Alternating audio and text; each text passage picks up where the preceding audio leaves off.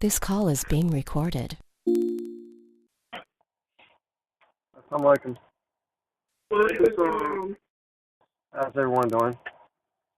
Good. That's good, perfect. So, one moment.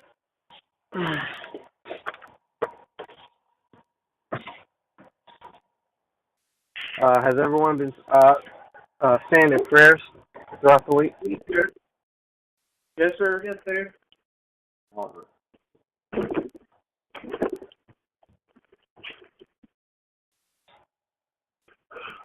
All right.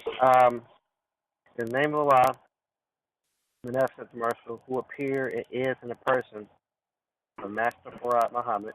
Assalamu alaikum. All right. We're back in Sunday school, so we're gonna start off with you saying your prayers, and then we're gonna get to the presentations this week. Kamal, go ahead and say your Farad prayer. Sir? So go ahead and say your prayer, your Farad prayer. Yes, sir. Surely I have turned myself, being upright to him, who originated the heavens and the earth, and I am not the polytheist. Surely my prayer, my sacrifice, my life, and my death are all for Allah, the Lord of the world. No associate has he, and this am I commanded, and I am of those who submit. O Allah, thou art the King, there is no God but thee. Thou art my Lord, and I am thy servant. I have been unjust to myself, and I confess my fault. So grant me protection against all my faults. For none grants protection against faults but thee, and guides me to the best of morals. For none guides to the best of them but thee, and turns me away from the evil morals but thee. Amen. Okay, very good. Daim, maybe say your Farad prayer. Surely I have turned myself, being upright to him, who originated in the heavens and the earth, and I am not of the polytheist. Surely my prayer and my sacrifice and my life and my death are all for Allah, Lord of the world. No associate has he, and this am I commanded, and I am of those who submit. O Allah, thou art the King, there is no God but thee. Thou art my Lord, and I am thy servant. I have been unjust to myself, and I confess my faults. So grant me protection against all my faults, for none grants protection against faults with thee. And guide me to the best of morals, for none guides to the best of them with thee, or turns away from me to evil morals with thee. Amen. All right. Amaria, the daddy hear you say your prayer. Yes, sir. Sure, I to myself, being upright to who originates the heavens and the earth, and I'm not the polytheist. Truly my prayer, my sacrifice, my life, and my death are all for Allah, the Lord of the world. No associate has he, this is my command, and I am of those who submit. O Allah, the King, there is no God but thee. Thou art my Lord, and I am thy servant. I have been unjust to myself, I confess my fault. So grant me protection against all my faults. For none grants protection against faults with thee, and guides me to the best. For none guides to the best of them with thee, or turns me away from the evil morals. Amen. Okay, very good. Rafiq, let me hear you say your prayer, your Farad prayer. Surely I have turned myself, being upright to him who originated the heavens and the earth, and I am not of the polytheist. Surely my prayer, my sacrifice, my life, and my death are all for Allah, the Lord of the worlds. No associate has he, and this am I commanded, and I am of those who submit. O Allah, thou art the King, there is no God but thee. Thou art our Lord, and I am the servant. I have been unjust to myself, and I confess my faults. So grant me protection against all my faults. For none grants protection against faults with thee, and guide me to the best of morals. For none guides to the best of them with thee, and turns away from me the evil morals with thee. Right. Has everyone studied their opening prayer from the first chapter of the Quran? Yes, sir. Yes, sir. Is there anyone that has not memorized the opening prayer? I have trouble memorizing the last part by, it says, let me read it. It says, not those upon whom wrath is brought down. I have trouble sometimes I say, not those upon whom wrath thou is brought down, or something like that. I use thou in the last. Is there anyone else besides Daim that has not memorized, the opening prayer from chapter 1 of the Holy Quran? Yes, sir. For none number 4, it says the days of week are the days of week for help. Sometimes I accidentally forget that one. Then I go into number 5 and 6 and 7. It's on accident. All right. Well, next week you're gonna say both prayers. So whatever problems you have as far as the wordplay, you're gonna have to practice, get in the mirror or read that prayer 100 times if you have to. It's only 7 verses. So next week I expect you all to know that prayer. It's not difficult. You need to say them. You need to say them every day. So make it a priority. You got time. You got time to go outside and play. You got time to watch television, play on a computer. You got time to study your prayers, 7 verses. So next week you should know them like you know your Farad prayer. Okay, is everyone ready? Is everyone ready to present their Islamic lesson for the week? Yes, sir. Yes, sir. All right, Kamal, you go ahead and go first. Yes, sir. In the name of Allah, the Blessed and Merciful. The video I did is called War of Christ, radio broadcast, Enter the Dragon. The devil's religion is the dragon. It is a lie. And this is what is deceiving the whole world. So how do we defeat the devil, the dragon? Well, we hear about the dragon. When we hear about the dragon, we probably think about martial arts. The dragon is a style in martial arts. So how do you defeat the dragon in martial arts?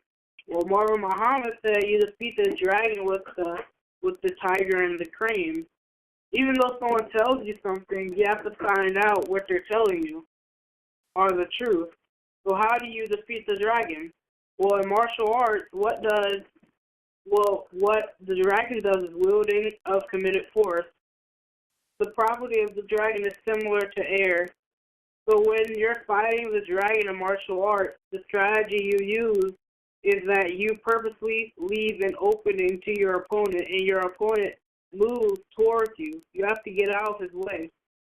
And you give him the illusion that he has success to do that. So when you learn judo and kido, you are learning the art of dragon. Judo martial arts waits for you. So when you're dealing with the dragon, you use the power of illusion. So the dragon uses an illusion. The dragon is a myth. So how do you defeat the dragon? You do not defeat the dragon with the tiger and the crane. The way you defeat the dragon is with the panther. Let's talk about the panther style. The panther uses speed and argulation. It's like a swing of punches from all different directions. The effect of this is greater than the sum of each punch. So when you use the panther, you use everything in one. The panther increases your speed. You're hitting from every direction. If you miss one punch, there's about 100 left that you can hit the dragon. The offensive of the panther is decent as well. Because they're hitting you with so many punches and they keep moving so you can't hit them back. So his offense is decent. The panther will annihilate and destroy the dragon. In Kung Fu, the way you defeat the dragon is with the panther. The word panther is a word that includes all big cats. So when you hear panther, you might hear about a lion or a tiger, probably. No, just a lion. So the panther can be like you can defeat the dragon with a lion or a tiger. Yeah.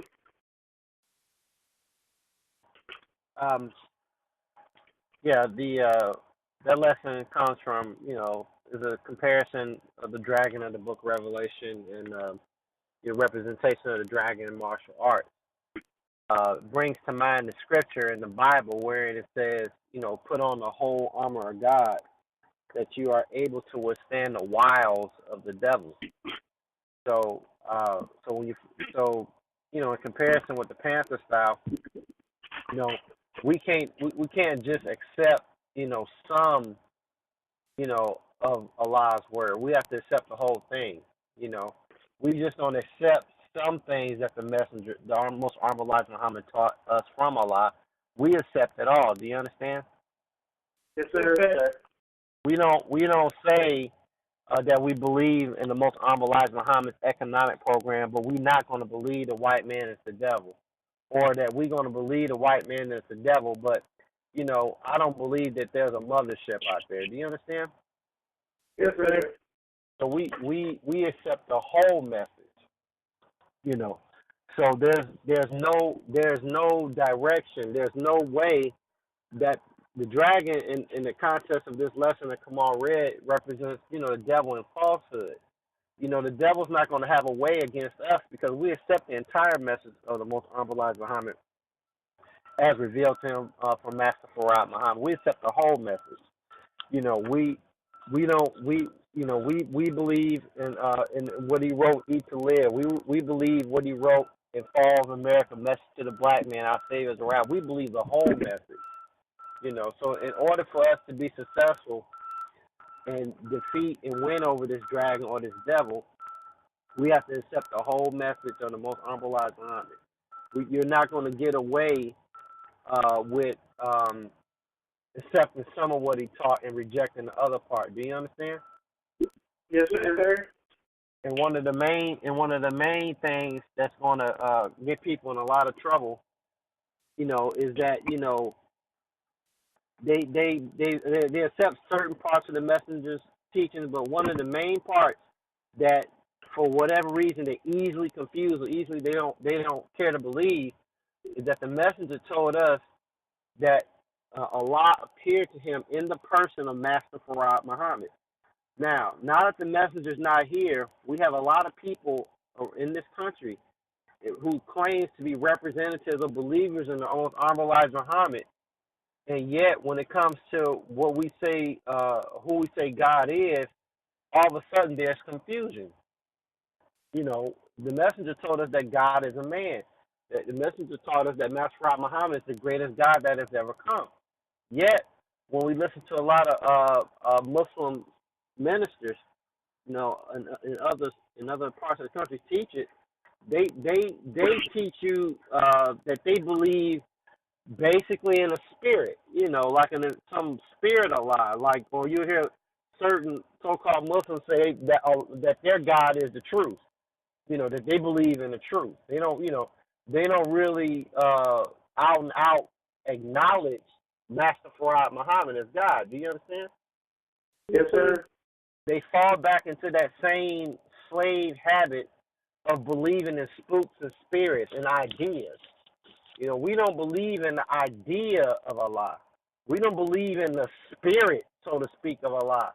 We believe in the person of Allah. The most honorable Elijah Muhammad did not bring us a spirit.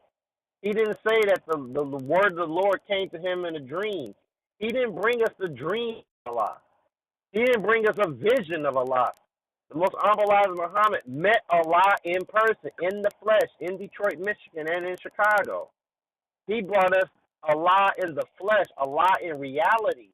And that's the Allah that we serve. Allah is a man. So you got to put on the whole armor. If you going around here following these Muslims that have deviated, or these the Orthodox Muslim world. The Orthodox Muslim world don't even believe that Allah is a man. They believe that Allah is a spirit. They're in that regard, they are no different than the Christians. Do you understand? Yes, sir. If we was to get in an airplane, go to Saudi Arabia or Iran or anywhere in the Middle East, even in Africa, and you talk to Orthodox Muslims, Sunni, Shiite, Hanafi, or whatever, the Mujahideen, if you talk to any of these Muslims and you ask them about the reality of Allah, they are not going to tell you that they serve a man. So their understanding and appreciation for the reality of Allah is waning. That's why their moon is in the last quarter That's why their moon appears on the left, because their time is going out. And that's why our moon is on the right, because we're on the increase. Our time is coming in. And the reality is that Allah is a man, a flesh and blood human being. That's what we serve. So you're not gonna get away from this devil. But if you appear today and you have not accepted the most honorable Elijah Muhammad's teaching, you just gonna hang on to that lie that God is some invisible spirit that you cannot see.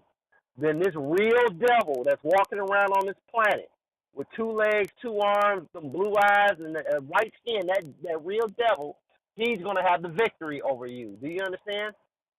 Yes, sir. You are not going to be able to defeat him. The strength and power of what you learned 1,400 years ago, and you going to hold on to that and endure with that, the tiger and the crane, that's not good enough. You have to defeat this devil with the panther. You have to accept it all. You have to be able to take the teachings of the most honorable Elijah Muhammad, the whole teaching, to defeat this devil from every angle. So that's all I'm gonna say on that. Diane, let's hear what lesson you're gonna present this week. I did my Islamic presentation on your video titled "The Pale Horse of the Apocalypse," Part 1 of 4.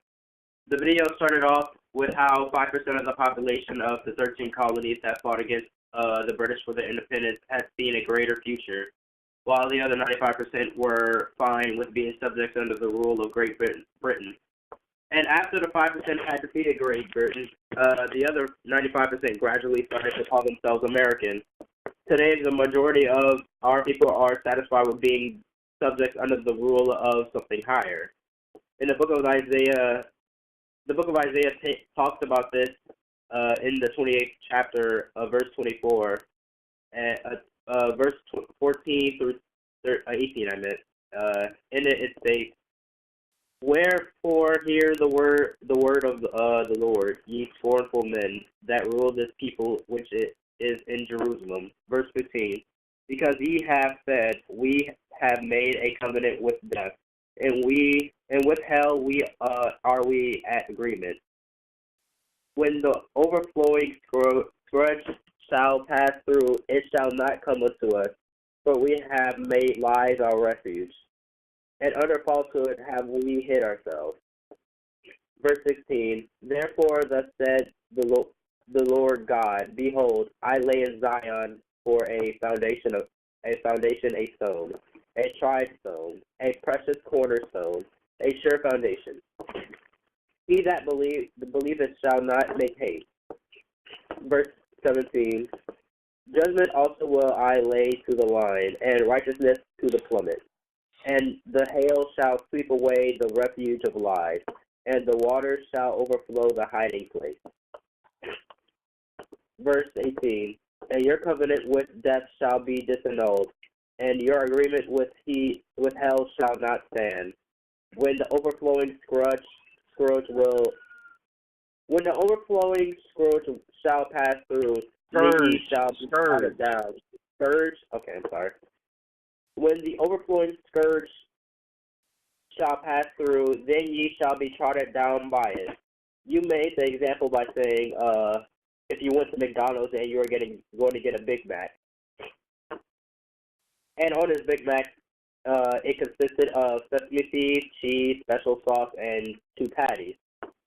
You didn't say all of this, but that is what you expect to get when you are getting when you request a Big Mac.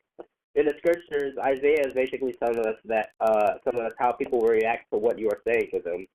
You say it, but they don't get the deeper meaning. And if you do give it to them, if you do give the deeper meaning to them, it still feels like they only have scratched the surface of what you're trying to say.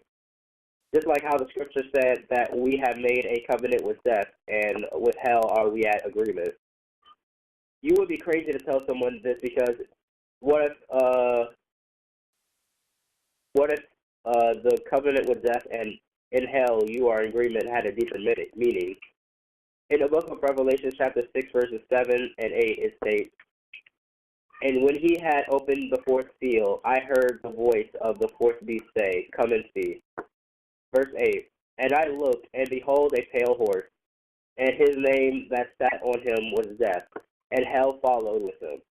And power was given unto them over the fourth part of the earth, to kill with sword, and with hunger, and with death, and with the beasts of the earth." Where am I? Here it talks about the pale horse, and his rider was Death, plus hell followed him. In these scriptures, we have to read it carefully, not line for line, but it must be understood. And the next part it states, "And power was given unto them over the fourth part of the earth." Power was given to a people because it says that it was given to them, the pale horse and its rider. When Indians met the Europeans, they called them pale-faced, and when the Europeans got there, hell and death followed. And power was given to them over the fourth part of the earth. Since earth is 3/4 water, that will make the remaining 1/4 land. They gained power over the land of earth. We should expect this pale horse and its rider over the land where there are people, since none of them live in the ocean. They have power over the people on the land. In the book of Genesis, chapter 1, verse 26, it states, "And God said, Let us make man in our image, after our likeness, and let them have dominion over the fish of the sea, and over the fowl of the air, and over the cattle, and over all of the earth, and over every creeping thing that creepeth upon the earth." This tells us that God said to let them have dominion or power. This horse represents a people. I think it's safe to say that it will not be horses that we see in the final days, but people, because our bodies are noble creatures like horses. They obey every command like a horse would. I'm done. Movie's good. All right. Amaria, let's hear what you want to present. Yes, sir. I watch Black people, you are not citizens of America. In the book of Revelation, part 18:4 and 18:5, it says, "And I heard another voice from heaven saying, Come out of our people, that ye be not partakers of her thirst, and that ye receive not of her blood. For her sins have reached unto heaven, and God hath remembered unto heaven, and God hath remembered her iniquities. Black people are not citizens of America. Place on the heart to show why legally you are not citizens of America. We were brought as slaves to America. As such, we was considered minor property and not human beings. The Declaration of Independence says we hold these truths to be self-evident that all men are created equal, that they are endowed by their Creator with certain unalienable rights, that among them is life, liberty, and the pursuit of happiness. To secure these rights, governments are instituted, deriving their powers from the content of the government. We were place in 1766 in America, so this Declaration of Independence does not apply to us black people in America. And moving forward, in 1856, a black man by the name of Dred Scott tried to assert that he was not a citizen of America.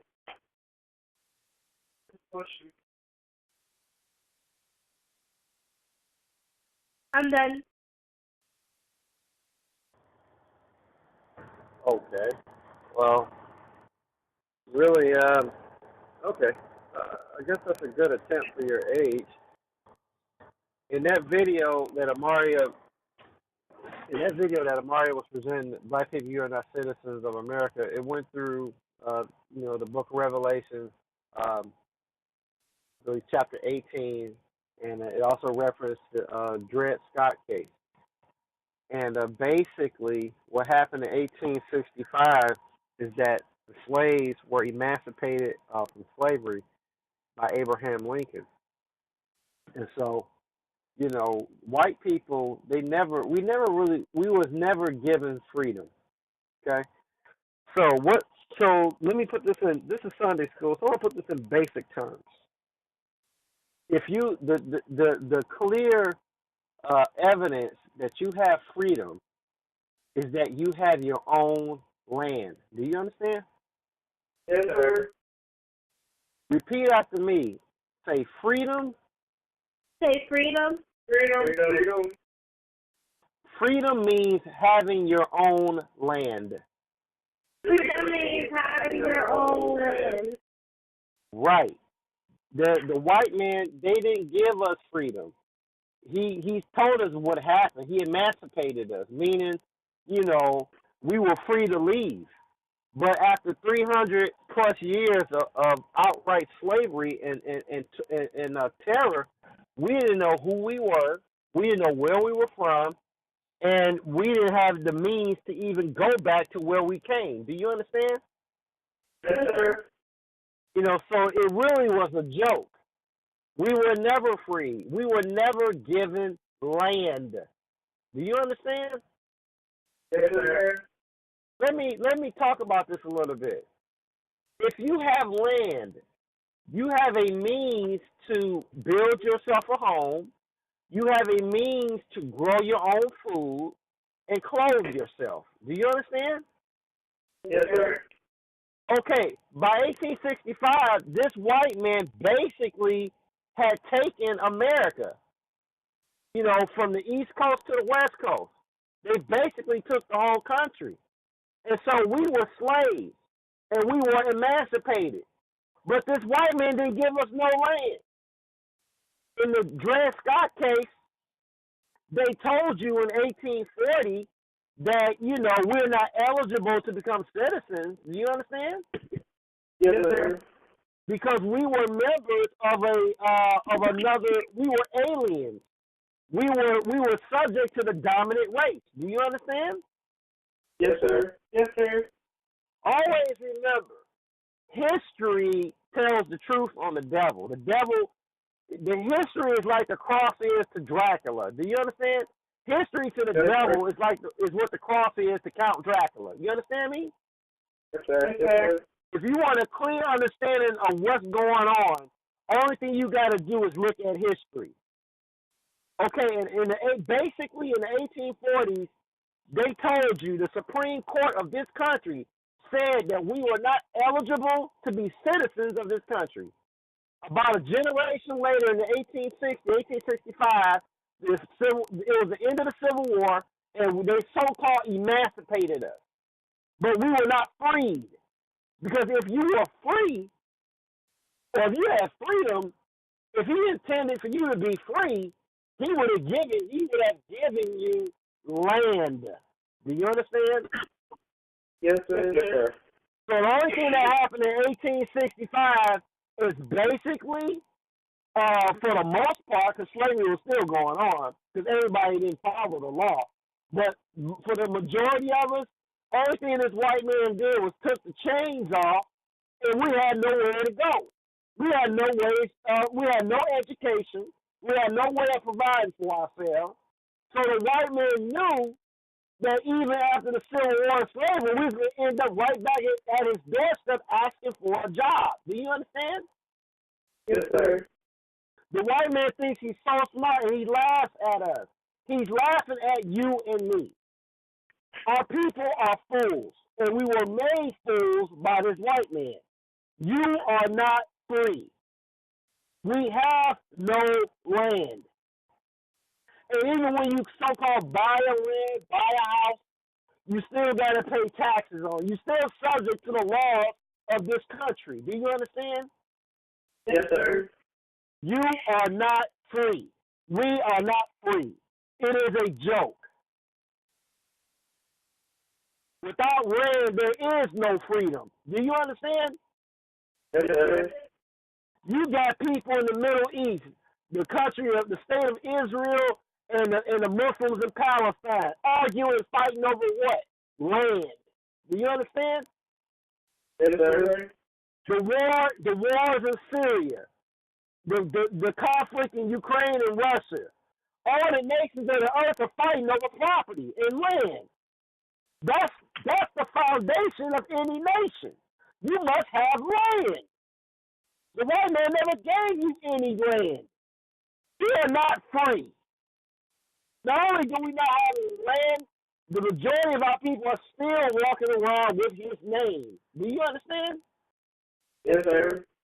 And if you walk around with his name, you are acknowledging that you belong to him. Do you understand? Yes, sir. When a man and a woman get married, a woman takes on the name of her husband. Do you understand? Yes, sir. What that means is she is telling the whole world that I am the wife of so-and-so, or that I belong to so-and-so. Do you understand? Yes, sir. All right. So when our people are calling themselves Jones, Brown, Washington, Jefferson, you name the name, Poole, Smith, Yes. they are telling the whole world that they belong to this white man, those slave masters. Do you understand? Yes, sir. Yes, sir. The first thing that happens when a woman leaves a man and gets a divorce, generally, the first thing that happens is that she gives him back his name. And she goes back to her maiden name, generally speaking. Do you understand? Yes, sir.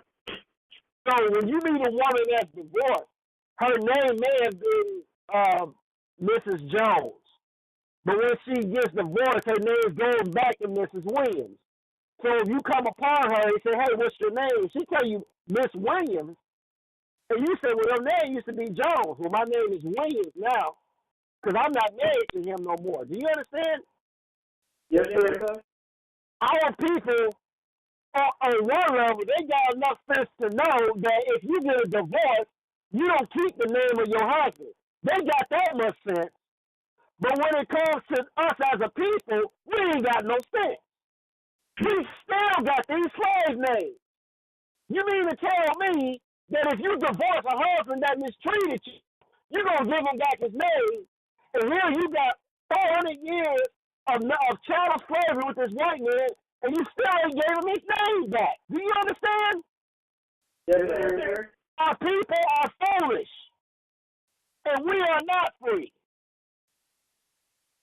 Where was I? I think I was in, I don't know where I was. Kentucky? I think I was in Kentucky. Now I'm at a Walmart, minding my own business. I'm walking back to my truck. You know, I got some bags of Walmart with me. I walk past these white people. I'm minding my own business. They said nothing to these white people. This white woman, after I get my fingers in my truck, she gets my attention, and she tells me, hey, do you want a sandwich? And I tell the white woman, no, I don't want a sandwich. I'm fine. Then the white woman tells me, but, you know, we got extra sandwiches. It's okay if you take one. And again, I tell the white woman, no, I don't want any of your food. I don't want a sandwich from you. No, thank you. Now, the reason why I bring this up is this. The white man ain't got no problem giving you some charity, giving you some welfare, or giving you a sandwich. But you notice, this white woman ain't talking about giving me no land. Do you understand? Yes, sir. Black people don't come up to you and say, hey, look, I got some extra acres of land over here. Here, why don't you take it? They don't do that. They offer you a sandwich. They offer you some welfare. They offer you some soup at a soup kitchen. Anything to keep you subordinate to them. Do you understand? Yes, sir. You know, they don't mind feeding you. They don't care what that was in that sandwich that one was trying to give me. But the point is, you know, the white folks think they fooling us or fooling the Muslims. But you're not fooling me. You're not fooling Muslims. Because if you care anything about me, you would give me some land. You can keep your sandwich. The hell with your sandwich. I need land. They're not going to give you that. Do you understand? Yes, sir. Yes, sir. They are a race of devils. They all are devils. There are none that's good. None of them.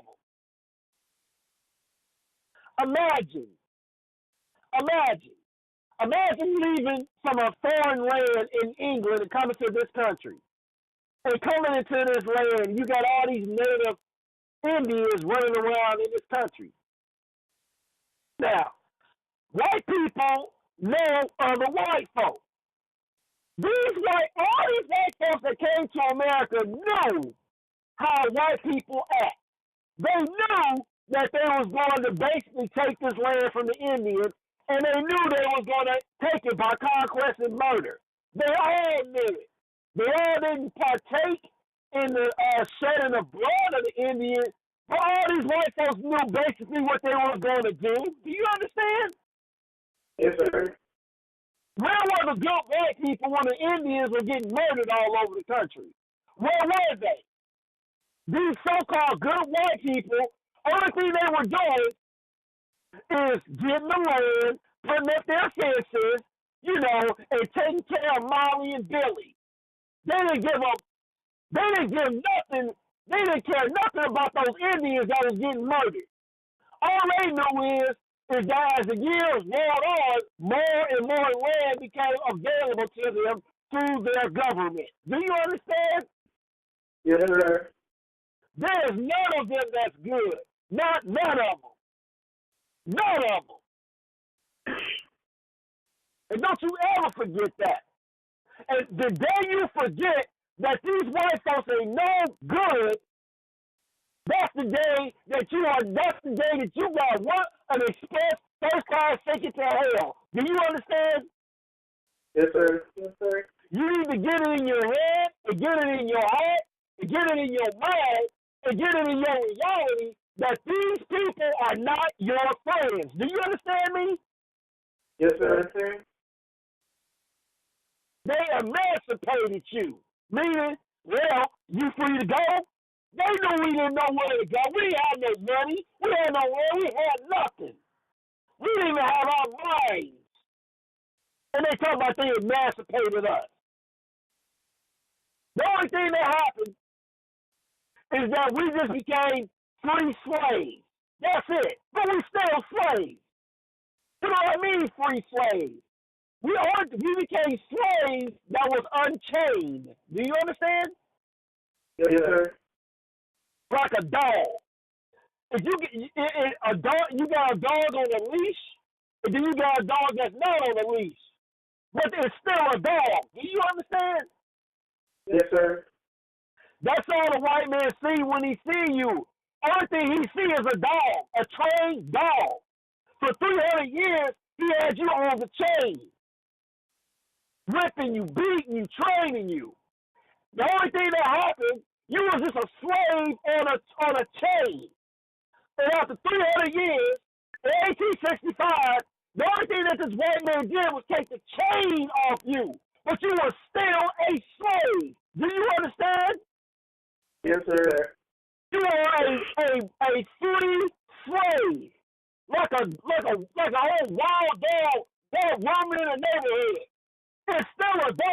He just roaming. He's free to roam around the community, but he's still a dog. Do you understand? Yes, sir. And remember, that's what the white man see when he see you. He don't see a man. He don't see a woman. He see a slave. Do you understand? Yes, sir. I'll give you another example. Where was I this time? What was that? Ohio? Where was I? Indiana. It was either Ohio or Indiana. I go to Walmart. I think it was Indiana. I go to a Walmart. I buy myself a few items. I'm in the checkout line. It's about, 8 o'clock in the morning. I go to the checkout line. There's a black woman that's on the register. Do you understand? Yes, sir. I come up to her to check out. And she says, boy, I'll be glad when I get out of here. I'll be off in 45 minutes. And I said, really? She said, yeah. She said, can you believe these people got me up 6 in the morning and now tell me I can go home at 10 o'clock? She said, if I knew, if all they wanted me to do was work 4 hours, they could have let me stay home and sleep. All right? Do you understand? Yes, sir. What's the point of this? What I'm trying to show you is this. She's working at Walmart. She got a job, which means just over broke. She got just enough to pay her bills and survive. And so when that white man or that company call her to come to work, she's on call. If she don't get up behind out that bed and go to work, she may lose her job. So she thinking she getting up 6 in the morning to work a 4 shift, an 8-hour shift at Walmart. She get there, they tell her, well, we're going to let you go at 10 o'clock. So she's only going to work 3 or 4 hours. The point I'm making is this. That's slavery. She's not really free to go and come as she please, because if she try to act free or act like a woman or be an adult with her own life, she'll lose her job. She will lose her means of survival. Do you understand? Yes, sir. It's still slavery. She's still a slave. The only difference between that woman working at Walmart and your forefathers in this country is she don't have a physical chain around her leg. But she still answers boss's call when boss calls in the morning and say, "Girl, get your behind to work." Do you understand? Yes, sir. Let me tell you something else. Look around you. You can walk from your house to Arkansas and you probably will never see a fruit tree. Do you understand? Yes, sir. The reason why you don't see fruit trees is because this white man has made it a business. There are no fruit trees around you. And even when you go to the store and buy fruit, the seeds inside the fruit you buy at the grocery store will produce another tree. Do you understand? Yes, sir. Before this white man got over here, there were fruit trees everywhere. Just like there are other trees in your backyard or in your neighborhood. Do you understand that how people don't think about these things? Why is it that I've been on this planet for 15, 30 years, and I've never seen a fruit tree? Where's the fruit tree? What I'm trying to tell you is, this white man, this whole zoo that we live in, this so-called civilization that we live in, is a civilization that is designed to keep you dependent on this white man. Do you understand? Yes, sir. Just think about it. If you could walk outside and you have fruit trees, you have apple trees, pear trees, you have fruit, you have squash coming out the ground. Do you understand if the white man didn't corrupt the land the way he did, that you wouldn't need a grocery store, that you could just basically walk outside and eat? Do you understand? Yes, sir. You wouldn't starve.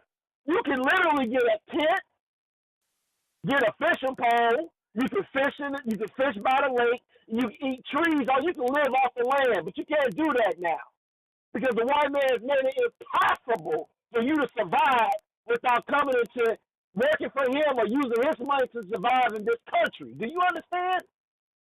Yes, sir.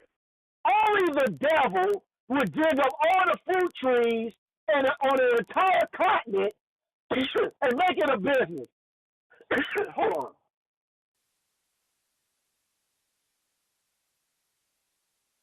He is nothing but the devil. And the reason why our people can't see this devil, can't see this white man, is because everything he do with a smile on his face. And you can't see him. This world that we live in is not the way God designed the earth. Do you understand? Yes, sir. Hold on.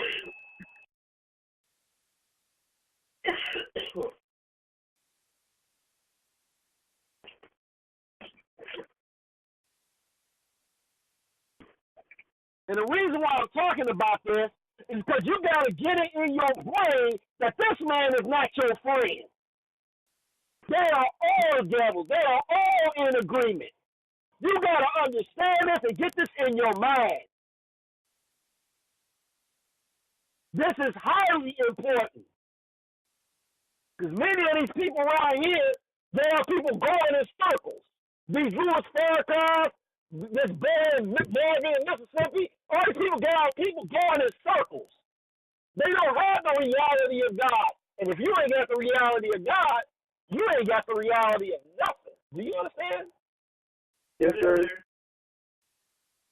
We ain't got no freedom. If America go down or something happens bad in this country, it's going to affect us. If the food don't get to the grocery market, we don't eat either. But we wouldn't have that problem if we had our own land and we were growing our own food. Yeah, it would not matter what the American economic system is doing because it wouldn't affect us if we got our own land. Do you understand? Yes, sir. Get this in your mind. If you meet anybody, I don't care if they're white as snow or black as the ace of spades, if you meet anybody that try to tell you that white people are your friend or that we are all brothers, that person is your enemy. That person is not your friend. Anybody that will tell you and lie to you and deceive you about your mortal enemy is not your friend. Do you understand? Yes, sir. You in the public schools, you can't bring a thermos. All these stupid damn rules. Stupid and dumb. And they stupid and dumb because we in this white man system.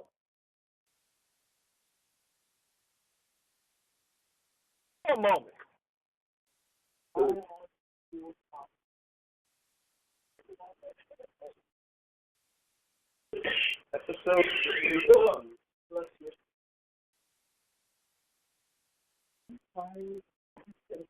Episode number 650.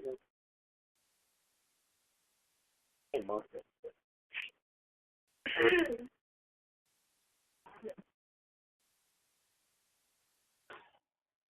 Do you have your Bible? Yes, sir. Everybody get their Bible. And y'all still got those highlighters I bought you? Say again? Yes, sir. Yes, sir. It'd be a good habit when we going through these scriptures for future references. You ought to get your highlighter and highlight these scriptures. Go to the book of Ecclesiastes, chapter 7. Yes, sir. Yo, Dad. Yes. What I do is, every time I watch a video and you go in a verse, I highlight whatever, whenever you go in the Bible, so I can see everything that you've ever talked about. That's a good practice. And y'all all should do that. Very good. That's a very good practice. I'm at the book. Okay, go to the book of Ecclesiastes.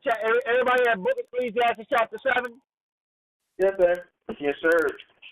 Now, let's see. When Has anyone ever seen a boxing match?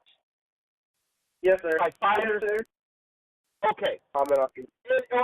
In boxing or basically any sport, when two opponents are fighting and neither one has given up, or one has given up, what you say about a person in a fight or in a contest that has given up, we say that he has lost heart, right?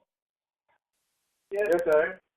Or if a man is in a fight, or a man won't come out on the battlefield, a thing we say about a person like that, we say he ain't got the heart. Do you understand? Yes, sir. Okay. So let's go to the 7th verse of the book of Ecclesiastes. Naeem, read this 7th verse. Yes, sir. So this verse in the 7th chapter. Yes, sir. Surely oppression maketh a wise man mad, and a gift destroyeth the heart.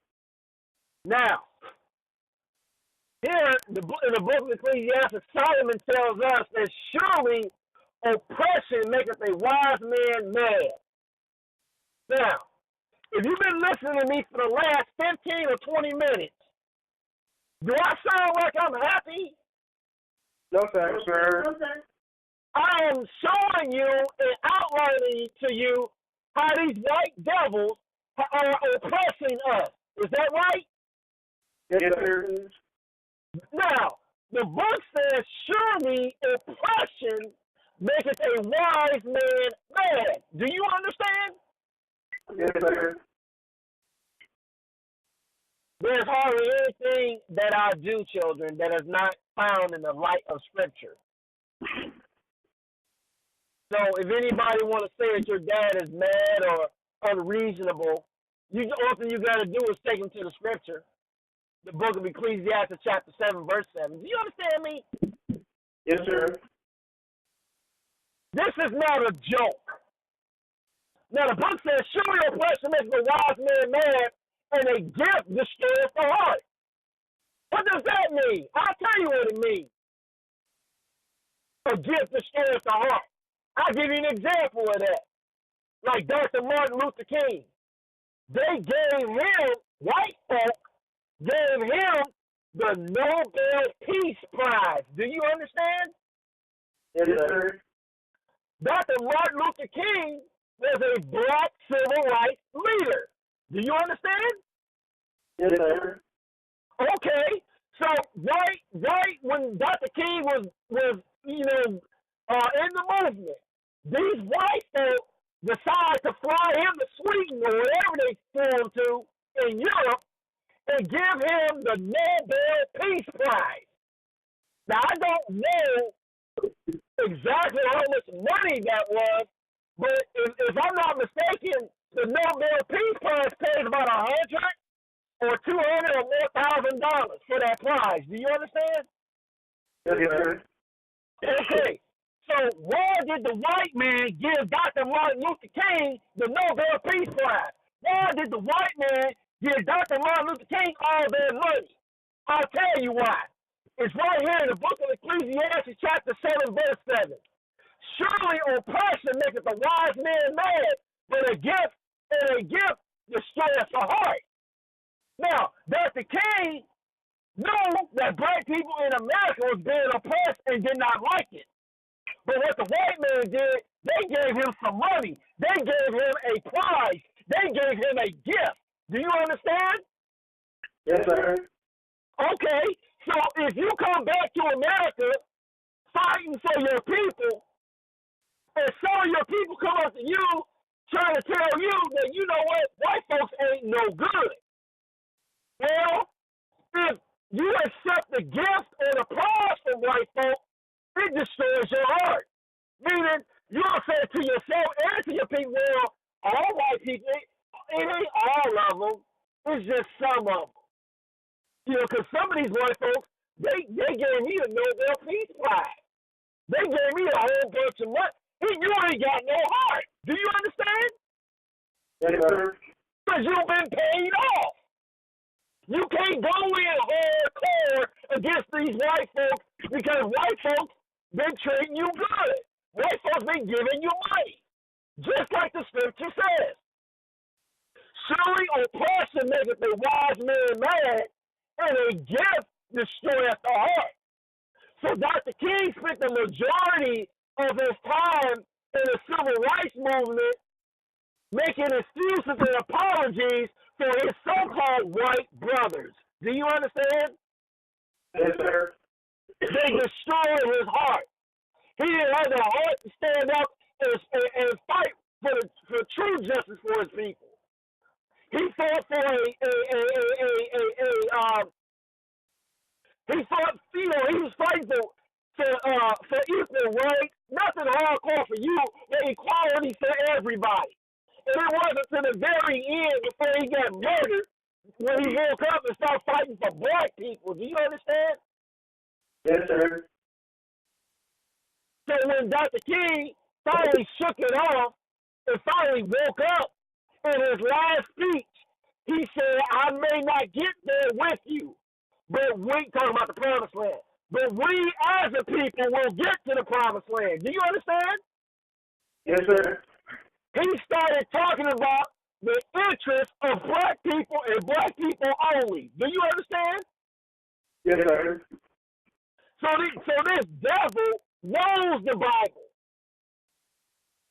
Surely oppression maketh a wise man mad, but a gift will destroy the heart. Do you understand? Yes, sir. This is what's happened to Louis Farrakhan in Chicago. He got some money from these white folks, grant. This is what happened to Marv Muhammad in Mississippi. He got some money and some grants from these white people. A gift destroys the heart. Now, all you got to do is listen to these so-called Muslims. On the one hand, they talk real tough. But then you keep listening and they start making excuses for white folk. Do you understand? Yes, sir. That's because they don't have no heart. That's because they don't take that gift. They don't take that payoff from these white folks. Do you understand? Yes, sir. This white man is not dumb. He acts dumb, but he's not dumb. The white man gave you the Bible. Do you understand? Yes, sir. The white man translated this very verse from Latin and Greek into English. Do you understand? Yes, sir. This book was translated and given in the King James Bible was given in 1611. Do you understand? Yes, sir. That means in 1611, you and I, through our parents, were slaves. Do you understand? Yes, sir. You could not read and write. This white man had this book, had these scriptures, had the translation nearly 250 years before you were free from slavery. Do you understand? Yes, sir. So by the time Dr. Martin Luther King came along in the 1960s, this white man had this Bible, these scriptures translated and studied for over 300 years. Dr. Martin Luther King was no match for the white man in theology. He was no match for this dragon. The dragon knew how to destroy Dr. Martin Luther King without touching him. Only thing the dragon did was give him a few $100. And Dr. King was compromised for years. Do you understand? Yes, sir. All the power and all the endurance that Dr. King had was not enough to defeat and overcome this white man. He had a college education. He went to college at the age of 15. He was a very smart, intelligent man, had a lot of power. And he fought from the 1950s through the 60s, over a decade, for civil rights. He had a lot of endurance. Do you understand? Yes, sir. Dr. King had the tiger, Dr. King had the crane, but he was unable to defeat the dragon. Do you understand? Yes, sir. Because he didn't have it all. He was not able to fight the dragon and punch and attack the dragon from every angle. You don't give white folk or the dragon no quarter. You don't make no excuses. The white man is your enemy. The white man is the devil. We don't accept no gift from him. We don't want no sandwich. We don't want no Nobel Peace Prize. We want land. We want freedom. We want separation from this devil. Do you understand? Yes, sir. There is no other answer. There must be separation. We must get away from these white folk. Do you understand me? Yes, sir. All right, Ruffy. Let's have it. Alright. I did The Greatest Lie Ever Told 204. It's the sequel to Diamond's video.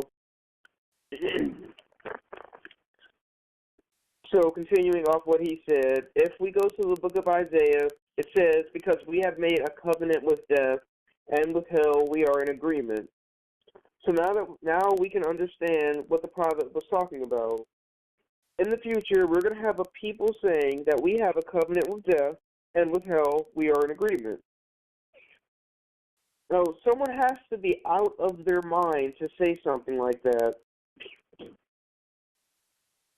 But death and hell, what this means in the language of the prophet, it's talking about a people. So what it's saying is God's people in the last day are going to say things like, I have white friends. I love white people. White people aren't the devil. I have a covenant with death. Some of my best friends are white. And with hell am I in agreement? Well, you know, they just killed that one brother over in Ferguson, but, you know, it's not racial. It's about the New World Order. You know, they killed that one brother in New York with a chokehold, but, you know, it's just not. A covenant is an agreement that both parties willfully enter into. There's no forcing. And just as a side note, there's a story in the Old Testament about Esau giving his birthright to his brother Jacob. And that's what the black people are doing with the white people.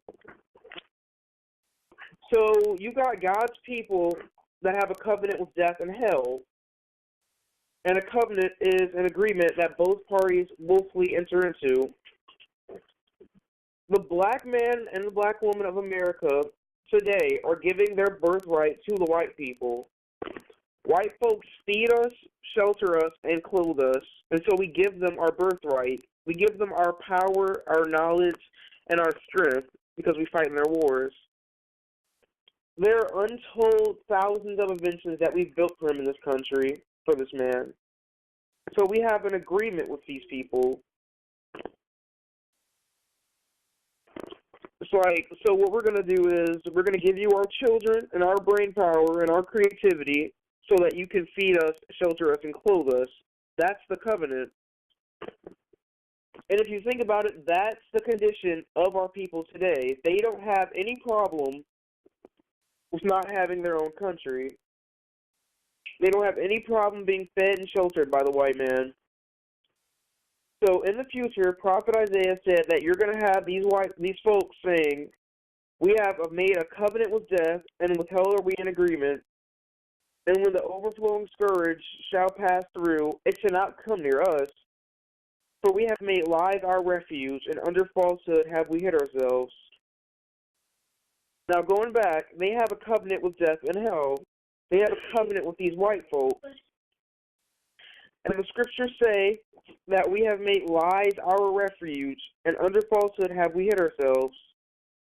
Well, lies and falsehood, what is that? In the book of Revelations, it says, and they worshipped the dragon, which gave power unto the beast. And they worshipped the beast, saying, who is like unto the beast, and who is able to make war with him? That's in the book of Revelation, chapter 13, verse 4. If you look at the condition of our people today, and of the white man, who is like unto this white man? Who is able to make war with him? the white man in America have the most powerful military on the planet. They have the most nuclear power, too, on the planet. They just got it going on. So if we go to the book of Revelation, the first part of the scripture said that they worshiped the dragon that gave power unto the beast. They worship that dragon. Worship. What does the word worship mean? It has something to do with God and religion. So you have a people worshiping a dragon, and we know that the book of Revelation, it deals with metaphors. The dragon represents something. The dragon does not exist because it's a mythological creature. It's a myth. It's a lie. So when the Revelator says that they worship the dragon, they worship the beast's religion. They worship a lie. And what does it say in the book of Isaiah? It says, "For we have made lies our refuge, and under falsehood have we hid ourselves." It does not matter what you tell our people about Christianity. They have made lies their refuge. Well, what lie did they take refuge in? Refuge is a place that you go for safety and protection. It said that we have made lies our refuge. We have made lies our safety and our protection. So where is this place of refuge?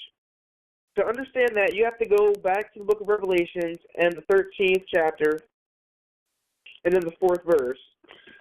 It says, "And they worshiped the lie, the dragon, and they worshiped the dragon, which gave power unto the beast, and they worshiped the beast. They took refuge in the beast, saying, Who is like unto the beast? Who is able to make war with him?"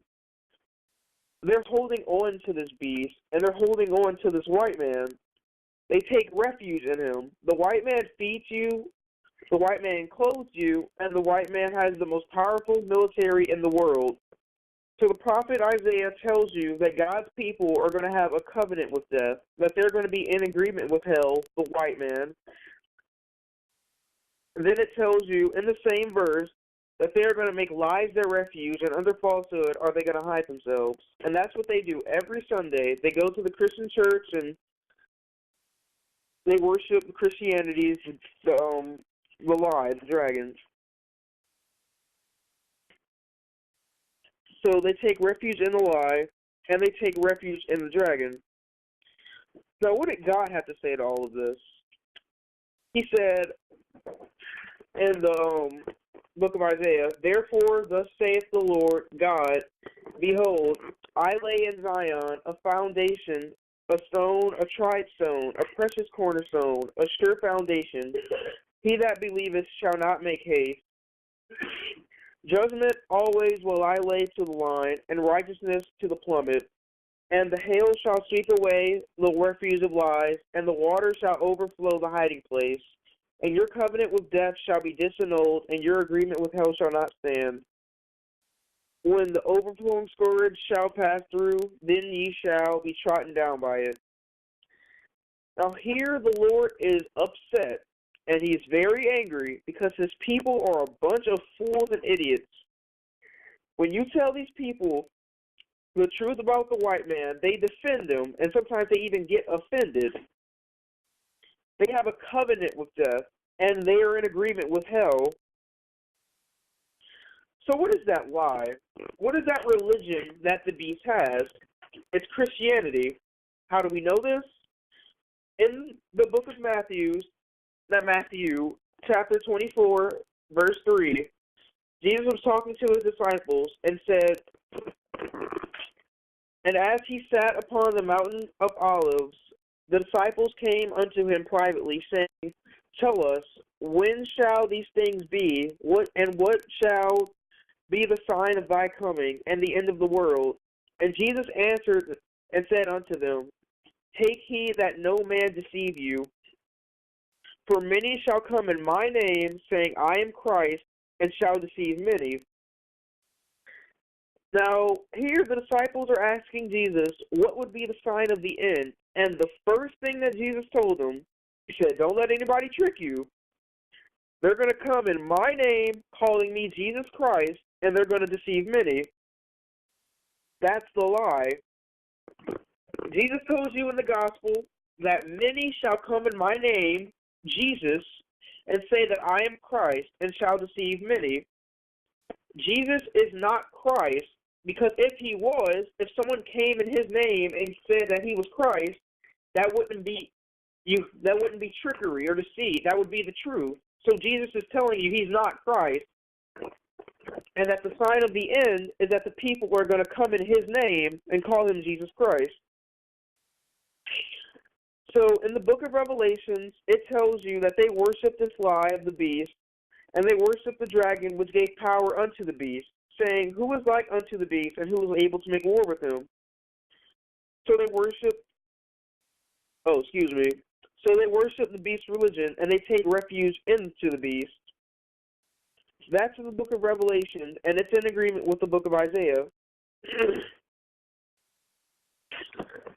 So we've got the Revelator telling you that the beast has a false religion that's a lie. The prophet Isaiah is telling you that God's people are going to take refuge in this lie and are going to be worshiping his religion.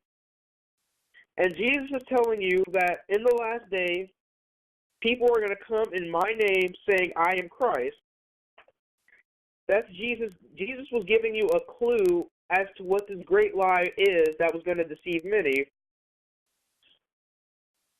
He says that you're going to be able to identify this great lie if they're telling you that Jesus is Christ. And the only people that do that, the only religion that says that Jesus is Christ, is Christianity. They call Jesus Christ. They call Jesus Christ. And Jesus told you that they're going to deceive many, which they have. There are about 1 billion Christians. So that's the great lie, the greatest lie ever told. The end.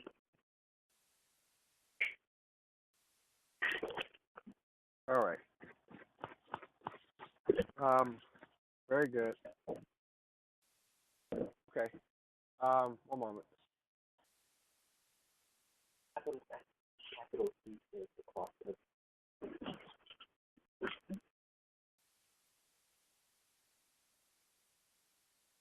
All right. So in closing, I want to say the following: don't let anyone come between you and Allah. Don't let anyone come between you and Master Farad Muhammad. Do you understand? Yes, sir. No. Don't let anyone deceive and trick you and make you think that the white man is not the devil. Do you understand? Yes, sir. Always remember, because these people got it backwards. The spirit emanates from the physical, from the body, the blood. Do you understand? Yes, sir. That's where the spirit emanates from. I'll give you an example. Would you consider a pit bull to be a vicious dog? Yes, sir. Yes, sir. Okay. Would you consider a poodle to be a vicious dog? No, sir. There are some scary poodles out there. A poodle? A poodle. But Do you consider a poodle to be vicious? No, sir. Okay. Now, if we're just talking about spirits, why is it that generally speaking, pit bulls are vicious and generally speaking, poodles are not? It's in the blood. Do you understand? Yes, sir. It's not the spirit of a pit bull will never get inside of a poodle. Do you understand? Yes, sir. A pit bull is not a spirit. A pit bull is an animal. Do you understand? Yes, sir. The devil is not a spirit. The devil is a person. He is a living creature that reproduces. It's in the blood. Do you understand? Yes, sir. But you got fools around here trying to make you think that something is getting inside of white folks and making them evil. No, it's them. It's their blood. It's what they're made of. That's the devil. They are the devil incarnate. Their very being is devil. Do you understand? Yes, sir. Allah in person, Master Fard Muhammad taught us that the white man is the skunk of the earth. Skunk stink. Do you understand? Yes, sir. And if you think that Master Fard Muhammad was name calling, just get around the white folks when it start raining or they get wet, you're gonna smell them. We were not lied to. Master Fard Muhammad taught us the truth. The white man is the devil, and the white man is the skunk of the earth. Do you understand? Yes, sir. It's him. It ain't no spirit. It's him. The spirit emanates from the flesh, like magnetism emanates from electricity. Do you understand? Yes, sir.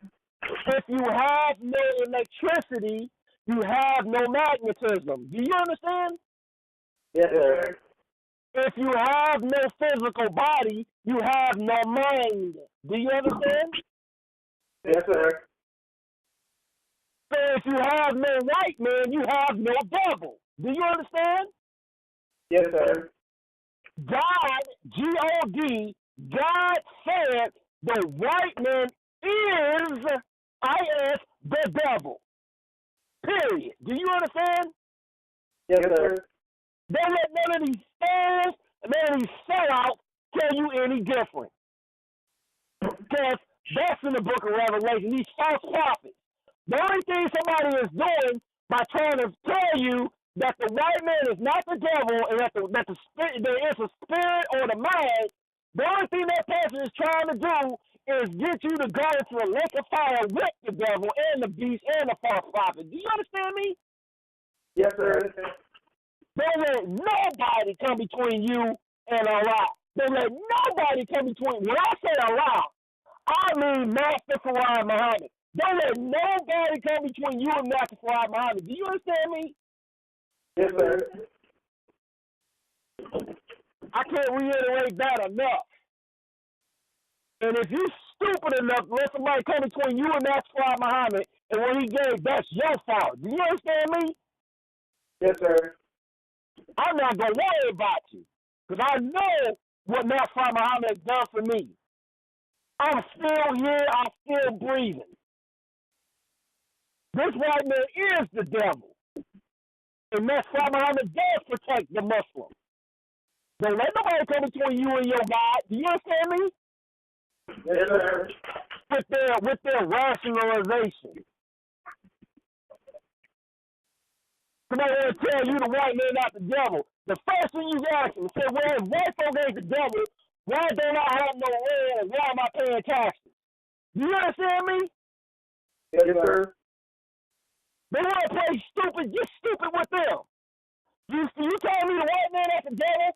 Why do I have to pay property taxes? Why don't I have my own property? Why don't I have my own land if he ain't the devil? Why are the fruit trees if he ain't the devil? Tell me he ain't he a devil. Don't you forget it.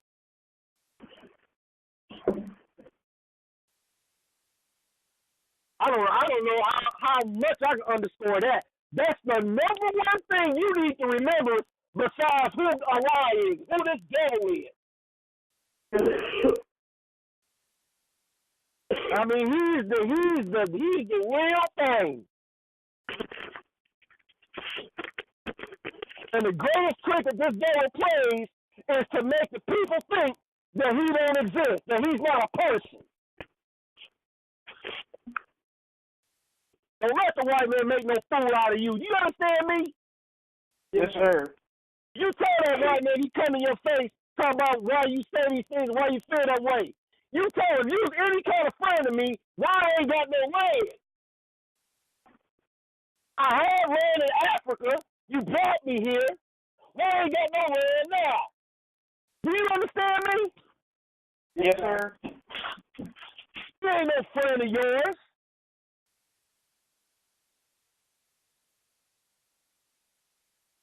Like you imagine you getting kidnapped and somebody drag you to Alabama Now, right now in your house, you got plenty of food. You got computer games. You go outside when you want to. Somebody take you to Alabama and tie you up, and they try to convince you that somehow they're your friend. You're hungry. You can't go nowhere. You're thirsty. But somehow they're going to try to convince you that they're your friend. If they was your friend, they should have left you alone. Is that right? Yes, sir. If white man was any friend of us, he should have left us alone. Shouldn't he? Yes, sir. Yes, sir. But he didn't leave us alone. He brought us over here. We built him a country, and he still bothers us. Do you understand me? Yes, sir. You want to know why, Daddy? You know why I get so upset when the police or some officer pulls me over while I'm driving this truck? You want to know the main thing that really pisses me off?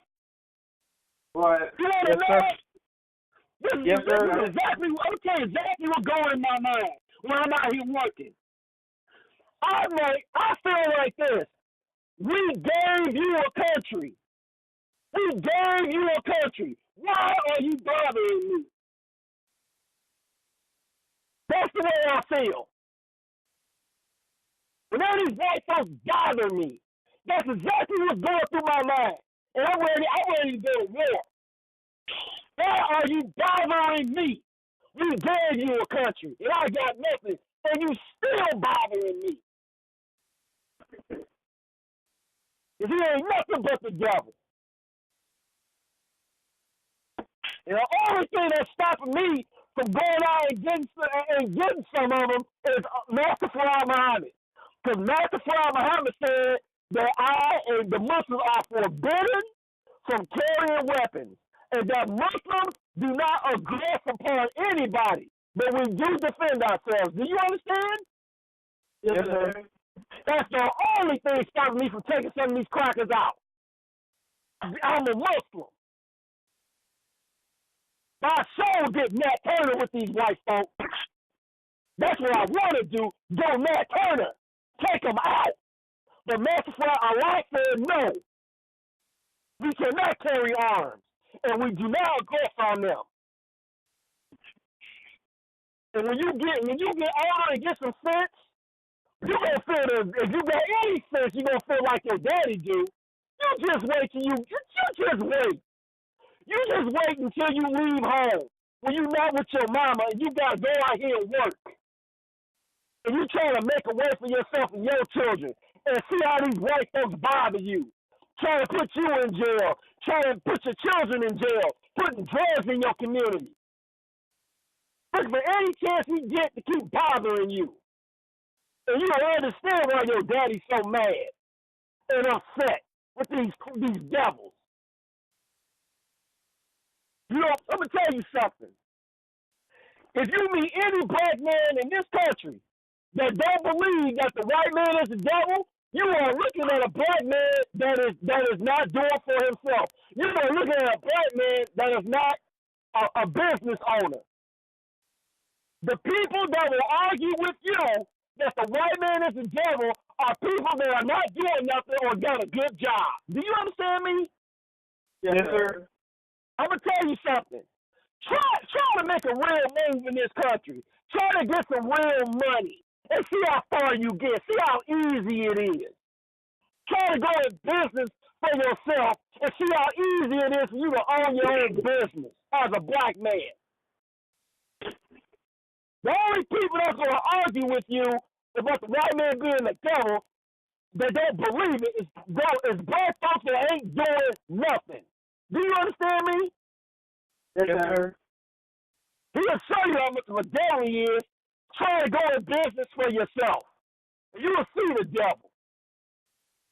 Try to get some land and try to free yourself. You're going to see this devil. Tell me why I know a white man the devil. I don't believe it.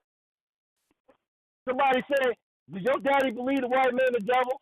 You tell them, "No, my daddy don't believe that. My daddy know y'all devil." You understand me? Yes, sir. Let me ask you a question. Rafiq, do you believe the sun is shining right now? Do you believe it? Or do you know it? I know it. Yeah. Somebody ask you, Rafi, do you believe the sun is up? You go, I don't believe the sun is up. I don't believe white folks the devil. I don't believe that. I know he's the devil. I see a four-legged creature outside my door barking. I don't believe that's a dog. I know that's a dog. Do you understand me? Yes, sir. This ain't a game.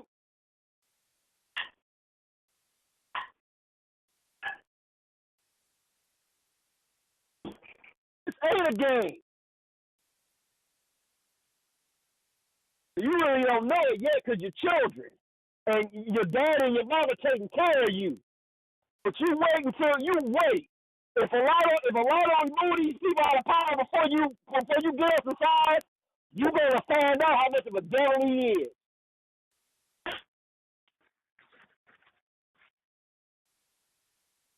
You're gonna find that out.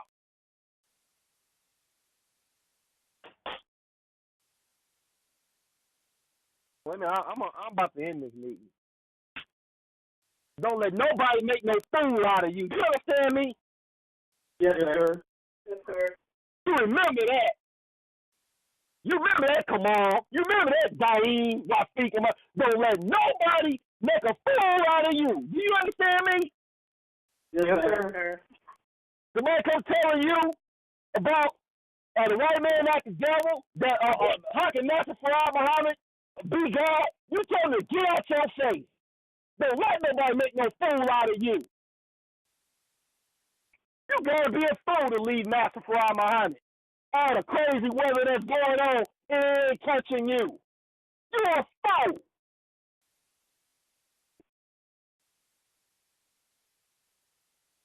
Somebody tell you the white man ain't the devil, and you ain't got nothing. I mean nothing.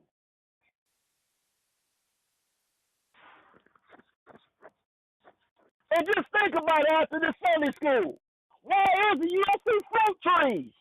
Think about that. If you don't go to Walmart, if you don't go to the grocery store and buy you some food, they nothing around you. And you live on a planet called Earth. How are the people eating before Walmart? Where were the grocery stores in Africa? How was the Indian making it in America before the white man came? There was no Walmart. There was no grocery stores before the white man came to America. How did the Indians survive? Think about that. Only the devil cut fruit trees down and commercialize it. The devil wants poor people. The devil wants hungry people. The devil wants war. Do you understand? Yes, sir. Yes, sir. The devil don't want no peace. There will never, while this white man is in power, there will never be peace on earth. Do you understand me? Yes, sir. Yes, sir. If Russia not the enemy today, then it'll be the country of Syria. If it's not Syria, it'll be Iran. He don't want no peace. He wants an enemy. He wants conflict. He wants starvation. He wants want. He wants to oppress you. He wants to kill you in the street with his police officers. He is the devil. Period. Don't let nobody trick you.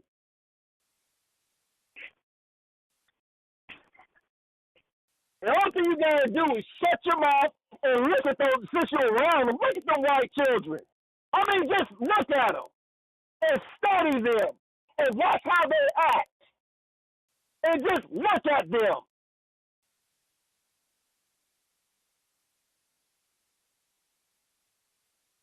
And see how they treat you if you got something nicer than them. Just like when I bought Kamal that bicycle in Walmart. That devil didn't like it. You remember that? Yes, sir. No, sir. You remember that? The devil didn't like it when you brought a thermos? Yeah. Oh, yeah. I said the bicycle. Oh yeah, he was like, Oh, yeah. he He was mad. said, do they have any more of those bikes? Not like me. He wanted your bike. Remember that? Yeah. Oh yeah, I remember that. Let me tell you something. White folks will act like they're your friend and it's all good until you got something that they don't have and you doing better than them. Do you understand me? Yes, sir. Now since y'all playing the computers, you need to get on YouTube and type in Black Wall Street and see how these white folks destroy a wealthy black community in Oklahoma. Anytime you get something, this white man, it bothers him. He don't want you to have nothing. He wants you on your knees. He wants you to be poor and naked and outdoors. Do you understand? Yes, sir. Like the country of Haiti. Because the country of Haiti, when that earthquake hit that country, there were billions and billions of dollars sent to Haiti. Do you understand? Yes, sir. Hillary Clinton and Bill Clinton with the Clinton Foundation in Haiti took 99.5% of every dollar that came to Haiti. Do you understand? Yes, sir. And the people of Haiti don't have homes, don't have running water, don't have electricity, are still hungry because that white man over there, he is not your friend. He is not your friend. And you remember that. Yes, sir. Yes, sir. Yes, sir. He is the devil. And don't let nobody come between you and Nasrallah Muhammad. And don't let nobody tell you that this white man is not the devil. You understand me? Yes, sir. I don't care if it's your own mama. Don't let nobody tell you that. You understand me? Yes, sir. All right. The name of Allah who appeared is in the person of Master Farad Muhammad, who is 140 years old, who said that he is not going to die until he destroyed a white man in the book of Al-Sayyid al-Wahid. Assalamu alaikum. Walaikum salam.